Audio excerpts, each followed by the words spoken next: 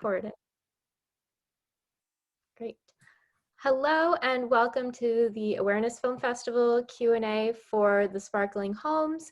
I am Julia, speaking with our filmmaker, Jenna. And before we begin, I just want to introduce and thank Heal One World, our supporting organization. Heal One World is a 501c3 nonprofit providing free yoga, fitness, and alternative health classes to the underserved communities of downtown Los Angeles and the San Fernando Valley. To contribute and find out more about our mission, you can go to healoneworld.org. Great. So Jenna, to start us off, why don't you just tell us a bit about the film for anyone who hasn't watched it yet? Yes, thank you so much for selecting the Sparkling Homes. This is my short documentary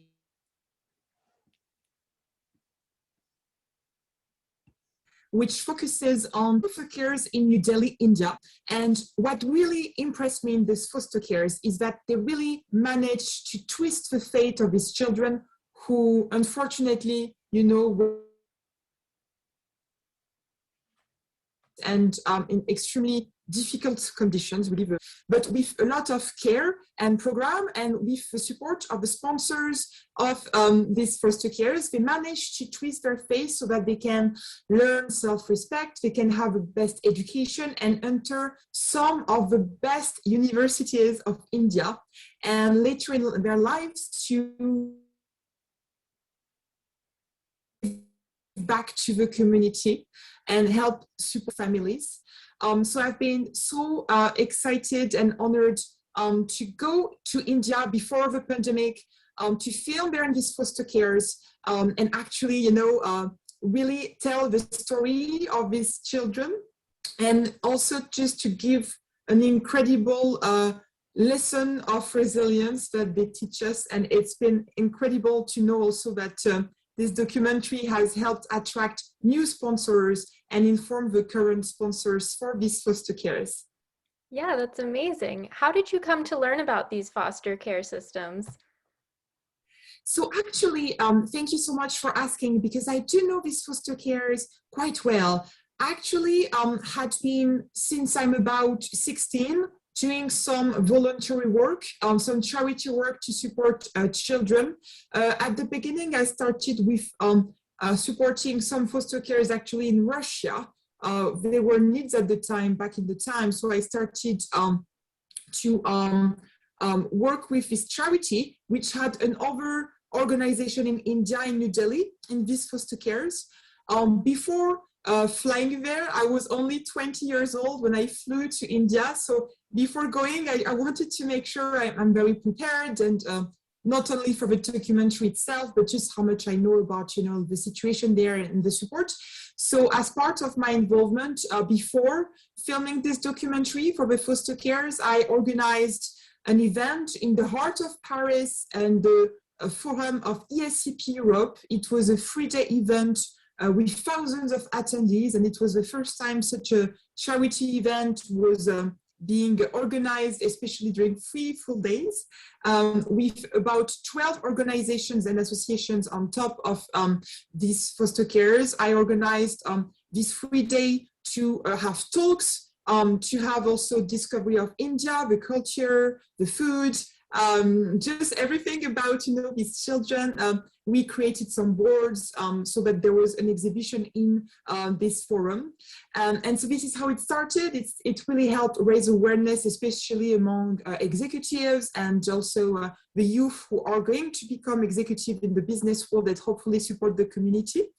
So this is how it all started, and based on this success of these events, I got to know a lot and learn a lot about these foster cares. And actually, the attendees of this forum signed a big board that you see in the film, because I brought it with me to India, and the children, could see this love and support, and it's meant a lot to them. So I'm very thankful for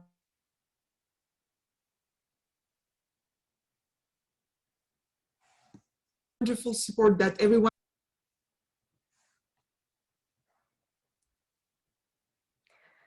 That's so great. I think something that you're speaking about that I think is so important with these types of documentaries is how it's actually had an impact on on these foster homes and with getting sponsorships and things. Could you speak more on that importance of using activism and awareness through film and the impact that it can have? Absolutely. So this is why the documentary, The Sparkling Homes, is really a bit more focused on the food and the self-respect. I chose this angle with the association and the foster cares to make sure that we really have a precise goal for the documentary and to attract more sponsors, because through the self-respect and this program with the food, we can actually fund the lives of these children to be educated, to learn, and later to have a wonderful, a better life.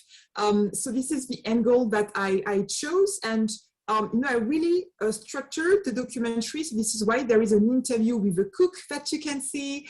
You can see the children being creative. I also filmed them during Diwali, which is kind of the equivalent of Christmas or Thanksgiving there. So it was really exciting. They loved it. And you also see them playing sports like judo. So they really have this angle which shows potential sponsors and also the current sponsors who are already financing the lives of these children to actually see the results of their perks, really, of what they give away. And I thought it was really important that the documentary actually has a concrete result like this. Also, of course, it raises awareness, and it's wonderful just to see these children and how they actually manage to change their lives, literally. It's a beautiful lesson of resilience. I do absolutely agree with what you say, that activism is very important in our filmmakers' work, because we have this amazing opportunity to tell stories, responsibility to spread this in our communities around the world. I also must say that I'm quite involved with bringing change through films. I make films about artists and communities struggling with acceptance of their roles in the world and actually having an impact, a positive impact on the world. So it meant a lot for me to see that this documentary was having such a concrete, practical, and fast impact, and hopefully in the long term can really change more of these children's lives. Yeah, absolutely. And just going back to something you've mentioned a couple times now, and something I noticed too from the film was there was a really heavy emphasis on the food, and you learn a lot about the food that they're serving the children and that important cultural connection. Was that something that you knew you were going to focus on going into the film, or was that maybe something you discovered along the way? Absolutely, it's something that I kind of had prepared. There was a lot of preparation. Even as a documentary, I tried to storyboard. I always try to come in as prepared as possible for any of my films, be it the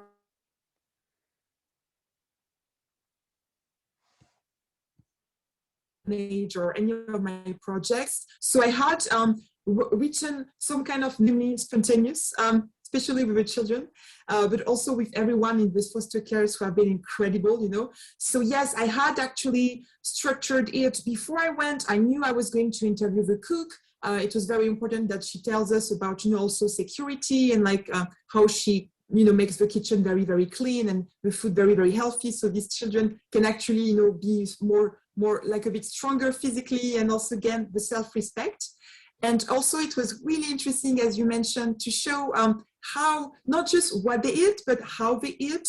I also filmed these sessions where we taught them how to brush their teeth, wash their hands, like all the things that, they didn't get to learn in the streets for obvious reasons. So here they really learn everything around what they eat. They understand why, it's important to eat vegetables, why it's important to eat such ingredient, but also just how it makes you thrive and why it's important then to do some sports. It's very, very complete. So it's something I actually had prepared. What was really exciting is that because these children are so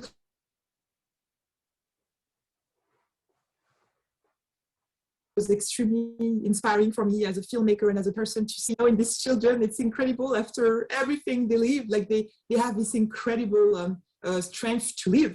And for me, it really convinced me that literally anything is possible, fight this, what they believed before. For me, it means anything is possible, literally. So I was just incredibly amazed. And I think these children have given me back. And I gave them, even if he has been raising funds for them. Yes, aside of the preparation, because of their spontaneity, there was also a lot of spontaneous shots, and I came in with a small camera because some of the children, they are the Tara boys and Tara girls foster care. So some are almost teenagers, but some are really small, so at the beginning they really had to get used to the camera, and they were a bit surprised with, seeing a new friend in the foster care, like the camera and me. But we really, they really got used to it really, really fast.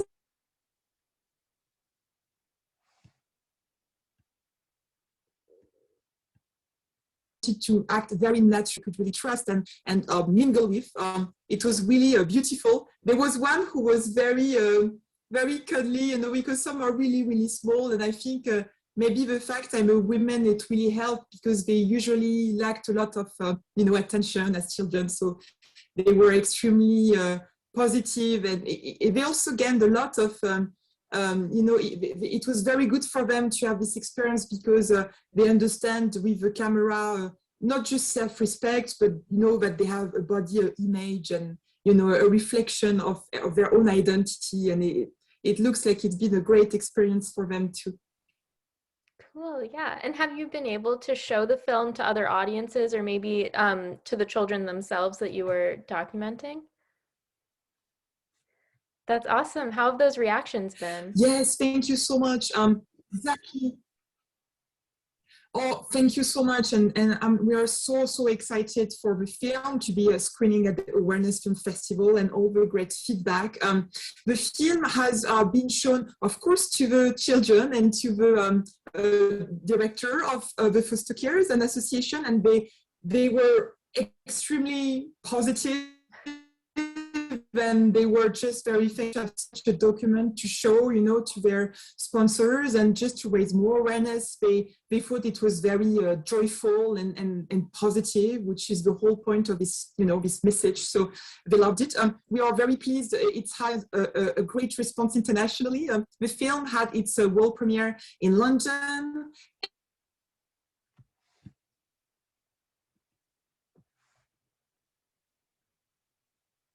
It's also screening, but it's had such a positive impact internationally. And it really means a lot because for me, these children really deserve, the resilience. Their resilience really deserve to be highlighted on and just cherished, and also to hopefully, give back more hope for anyone in these more transitional times to also feel like they can change the course of their lives. Yeah. And just going back as a filmmaker, could you speak on the process of combining that education and entertainment in your film to create something that is teaching people and educating them, but at the same time keeping them engaged and keeping it interesting, Yes, exactly. That's absolutely what I worked on. I worked with a lot of preparation, even from France with the association and foster carers. We had many meetings where we would discuss, what I would film and how I would film. So everything was very prepared and everything was made in coordination with them to make sure, that what I film is good for them. In terms of the more like entertaining part, this is why the preparation phase was so important, because it was very important for me as a filmmaker to show these children's resilience, and this hope. Sometimes when you see children in India, it can be a bit miserable, because there's so much, I could see by myself in the streets of India how much misery and poverty there obviously is. It's really difficult, and it's sometimes even a bit oppressing because it's really omnipresent pretty much everywhere in some of the areas of New Delhi. So for me, what I was really important and my end goal on top of, the more food aspects was to actually highlight on their resilience. The important point was to show that in spite of, everything they went through, with the incredible support of these foster carers, which actually give them the best education, creativity, not just, a bed and food, but actually something very, very complete. It really, really changes their lives. So this is why I thought it would make sense to have, the scenes with where we can see how they paint, they draw, how they also become friends. There's also a nice scene where you see a birthday, so it's very joyful. But everything was quite spontaneous, but I worked with a foster care, so I know in advance what was happening on such day and such day, so that I would be ready to capture. And they knew also how I was gonna film with the camera. So the children were very comfortable and really used to just being filmed, even if it was for the first time. They loved it. So yes, it was really beautiful indeed to actually also through the film kind of twist, the fate and show that even through the darkest situation, it's incredible, but they prove that you can just make it up and change your life. Yeah, I think that's so important in filmmaking, especially when you're trying to bring awareness, to have that positivity and the uplifting spirit in it, because that really helps people stay engaged and enjoy it more. I think that you can find that joy in it. I know this was filmed a couple of years ago, but was there anything from that filming process, or maybe even in the editing process, that you learned and have carried with you through your filmmaking now? Yes, thank you. I worked with an amazing editor whose name is Roxanne, and we had a great time. I tried my best to make the perk of being prepared is that there was not too much footage, obviously a lot more than what you get to see in the film because it's all edited, but it was relatively organized, which is good. So it made our job on this together really fun. It was wonderful to work with her. So, when I gave her the footage, I really explained her my vision, and she was just amazing at finding, the right moments where you like the smart, cut or the smart sometimes organization. I did have a clear vision of what the documentary should be structured like when I got back from India to Paris and, wanted to tell this story. I knew exactly what would be the organization, and I also validated it with this foster care and association. So when she had this structure, we worked on it together. So she did a first draft, which we worked on together. So we would just work on, for different stages. And she's been incredibly excited by this project, and working with her was just an absolute joy. Every day was incredible. She was just perfect for it. It was a great experience because, it's not every day that you get to edit a documentary on such an important topic. The images are not so easy to get. It was a great opportunity. So we were, it was, the best perk really when we were editing was just to see the smiles on the faces of these children. It's just the most incredible gift that you can receive. That's so wonderful. I think it's so important too as a filmmaker to have such a great relationship with the editor like that, and that collaboration is so important. So that's really cool to hear. And just as we're winding down to the last couple of questions, do you have any shout outs or thank yous that you want to give to anyone from the film, from the team, from the project? 100%. I would love to first, obviously, thank the Awards Film Festival because, what you, Julia, are doing with Sky and Just Heal One World, because there couldn't be a better festival. This film is all about awareness and just, showing very simply the just basic right to live and the dedication and, resilience to live no matter what. And of course, I want to thank my amazing team. So Roxane, Anne-Emmanuel Lazare, who's supportive through the process because she also the forum, so she knows the association really well, so she's been extremely helpful with advice through the process, also to help organize my stay there in India, for everything to be very safe. And of course, I want to thank the foster carers for welcoming me and for their trust in just making the shoot extremely easy to happen. It was a beautiful connection, and it was a beautiful project in the way that it happened very naturally with all the preparation. The cook she was so excited to just speak about what she does. She does it with a lot of dedication to help these children, and everyone was very open to finally talk about all that they do. So I just want to thank all these incredible people for just making possible for this